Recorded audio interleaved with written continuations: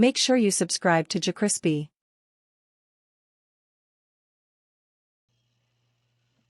What's up, y'all? It's your host with the most that does the most. Why the screen freezing? Anyways, I'm gonna say my intro again. What's up, y'all? It's your host with the most that does the most, JerCrispy, and welcome back to another video. Today, what I got y'all is which fast food mascot is the strongest. I'm not gonna lie. I feel like the fastest strong, and it's just me. I'm getting it to Burger King. I feel like Burger King will be the strongest. But make sure you like, comment, subscribe. We're on the road to 100. Let's see how this video goes. Everyone knows that mascots are the best part of fast food, but which one is the strongest? This video is sponsored by Scentbird. Mascots have been a huge part of fast food restaurants ever since they started up. Classics like the Burger King and Ronald McDonald have been here almost as long as the burgers and McBurgers themselves, although there's been quite a few changes over the years. Basically, every American nowadays has grown up going to fast food restaurants, and when you pair that with a dose of sports or video games, the age-old question naturally arises. Which fast food mascot would come out on top in an all-out battle? Last time we put together a bunch of cereal mascots to see which one was strongest, but things are gonna have to be a little different this time around. Before, we had a pretty clear-cut system, General Mills versus Kellogg's. But all these fast food restaurants are mainly owned by separate companies, with a few exceptions. So to get a better sense of the situation, I put all the contenders onto one spreadsheet. This way we can gauge which mascots should be battling each other to make the matches as fair and exciting as possible. Wait, I think I changed my answer. I have no answer whoever would win this. I want to see myself what he gonna do. With a pretty solid roster. Then I realized, oh, McDonald's has a couple extra mascots. I'll throw those in. Then I really realized, oh, McDonald's has an entire freaking army to itself. Ronald McDonald was absolutely killing it, making McDonald's more recognizable among children. But in the 70s, McDonald's was totally struggling and wanted to find a way to make just a little more money each year. So they turned to marketing company Needham, Harper, and Steers, who came up with an all-new ad campaign, McDonaldland. Get yourself ready for a trip through McDonaldland.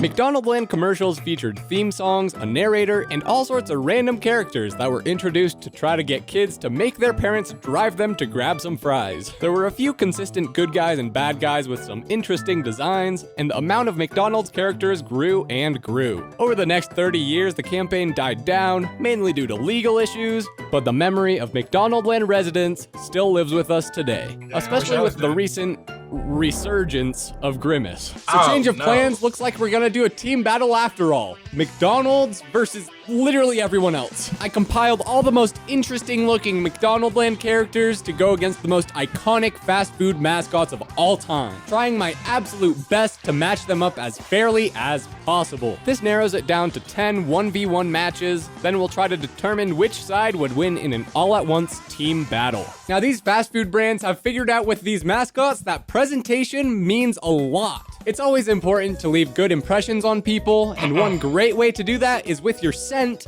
and today's sponsor, Scent, that lets you try so you don't have to, and they sent me, this one's my favorite, nutmeg, cinnamon greatness. Solid. Below to visit at Scent versus the Burger King.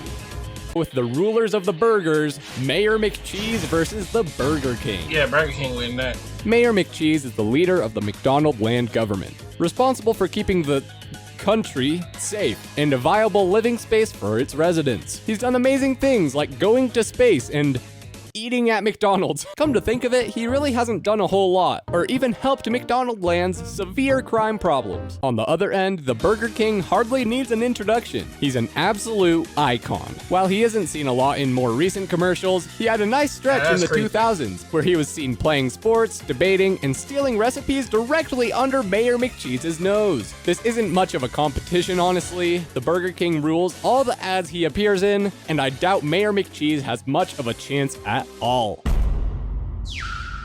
Next, we got another ruler, Little Caesar, facing against the Professor. Little Caesar doesn't actually make a ton of appearances in the ads other than his little pizza at the end, but in the past he was a band member and a Roman dictator, although he was a bigger deal back then. The professor is one of the main good guys of the McDonaldland crew, always trying to invent new machines to control minds, talk to aliens, or just contribute to the restaurant's well-being. Now, while Caesar seems like he'd be a great contender to combat the professor's brain, it seems like he's lost all intellect since his days over in Italy, regressed to a teeny tiny baby form that seems pretty helpless. The professor takes this one for sure. Ah, dang. Now we got a couple pretty quick ones, Birdie versus Wendy, and going up the ranks for Captain Crook versus Colonel Sanders. Wendy is an absolutely ruthless force. All sorts of other brands have tried to replicate Wendy's intense burns because of her absolute impact on meme culture. Birdie, on the other hand, gets up early and has breakfast. Wendy has too much going on for her, and Birdie really just doesn't. Then we got a similar deal going on here. Captain Crook is a pretty stereotypical pirate, sailing the seas, got the hook and stuff, with the exception of his love for McDonald's foods, of course. Honestly, not a ton to talk about here. Pirates are awesome, but relatively, he is pretty regular. But Colonel Sanders, oh, Colonel Sanders is quite a guy. Other than just being a wholesome chicken-loving guy, he's got a few pretty intense glow-ups in recent history, and I think he'd absolutely cook the captain up. Now for the big dogs, Sunday versus Chihuahua. Taco Bell's Hold mascot. up. You forgot Raising Cane's. Raising Cane's got a mascot too, and that's a dog too. How do you forget about that?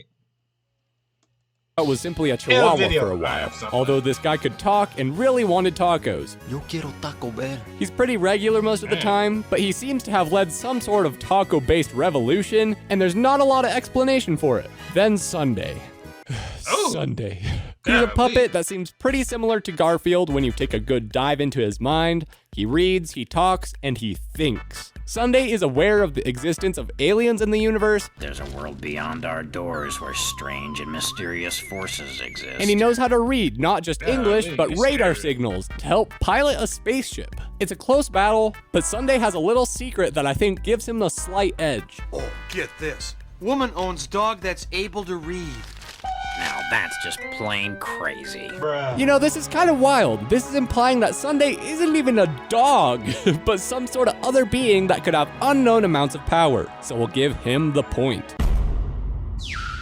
Sweet, now we got a couple villains, the Hamburglar versus the Noid. The Noid was the anti-mascot for Domino's Pizza in the 80s. His whole life purpose is to ruin your Domino's Pizza in one way or another. He's the personification of the problems and challenges of getting pizza delivered in 30 minutes, and while Domino's comes out on top every time, the Noid can cause some serious damage. The Hamburglar is of course the hamburger burglar of McDonaldland, and honestly, he's pretty regular. The Noid isn't usually that successful, but he definitely has more of an impact than this guy that just steals some burgers and gets caught pretty quickly. Alright, so McDonald's needs a quick boost, and we can give it one pretty easily with Officer Big Mac versus Chuck E. Cheese. Dang. Officer Big Mac honestly isn't too special, but he performs his duty as a cop pretty well, picking up all the slack from the mess that Mayor McCheese has left. He catches the bad guys, does his job, and he's a pretty solid citizen of the land. Then for Charles Entertainment Cheese, he's just a mouse, bro. I thought he did cooler stuff, but he's just like mid at all the Chuck E. Cheese games. I think he'd have better odds with his old design, but recently he pulled a Caesar and went little mode. The cop is taking this one for sure. Now for the heavyweights. The fan favorite McDonaldland representative versus the classic American icon, Grimace versus cows from Chick-fil-A. Grimace was originally introduced as a villain who would hoard cups and try to steal food. He kinda ended up being a good guy though, and since he's been plaguing the internet with his cursed shakes and completely overpowering the world. Cows from Chick-fil-A are pretty basic, but they at least have enough mental capacity to understand that they're getting eaten, and they can write basic sentences in bad English to distract consumers from eating them, directing towards chicken instead. I think we all know the outcome here. Grimace can't be stopped. In all his time at McDonaldland, when he's determined to eat at McDonald's, to eat burgers at McDonald's, Golly. cow meat, he gets what he wants. And to really rub it in, I think Grimace is immortal. In this old McDonald's ad, Ronald uses a freaking time machine to go back to 1323, and Grimace is just chilling there. Not only that, but it seems like he's a medieval knight. There's not even a chance that the cows can be saved from this absolute creature. Well, Now, before we have the main 1v1 event, we have to check in on the weirdest match yet. This is a genuine warning. One of these competitors creeps everyone out. The Spong monkeys from Quiznos.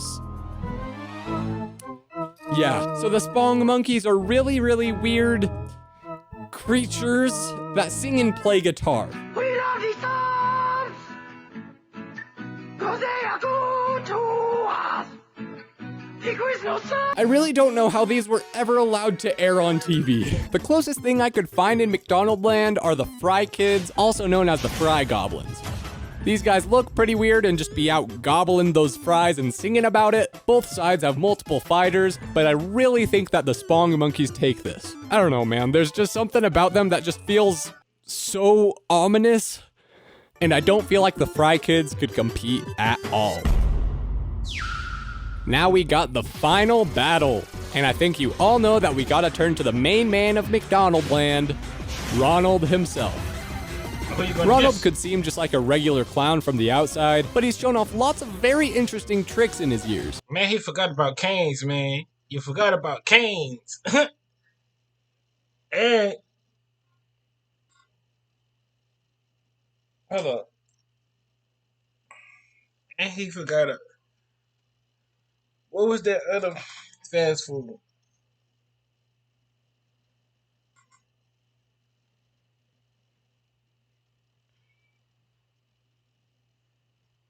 And he forgot about Popeyes. Popeye ain't got a mascot. I would say Popeye. He seems to have spurts of super speed, either in his daily tasks or going all out with his dancing skills, and he's been seen with all sorts of interesting magical That's items, crazy. such as the time machine we mentioned earlier, a bag of magic flying sparkles, and a magic movie kit.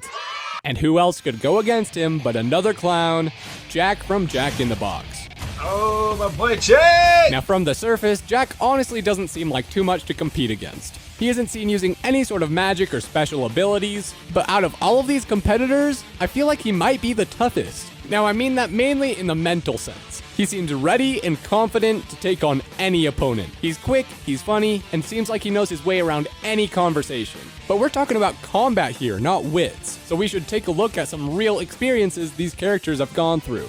Ronald has gone on several vast adventures all across the land, going to space and finding dragons. Jack, on the other hand, hasn't traveled nearly as much, but he does have more genuine combat experience. This ad shows him beating a bunch of bad guys as a cop, but it's all just a hypothetical movie, not a literal thing that happened for him. But he does have a significantly strong build, and this commercial here is what swayed me over to Jack's side. He pulls up to someone's home that he found in one way or another, and proceeds to take them down just for calling his restaurant Junk in the box. So, I take these things personally, Brad. get lost. He forces the man to eat his food, and only then does he let him go. Now, in terms of raw abilities, Ronald definitely takes the match. But because of Jack's determined mental state and his willingness to do whatever he needs to for his cause, I think I gotta give it to him. I think Ronald is a bit too kind-spirited, but Jack would be in the fight right from the start. Dang.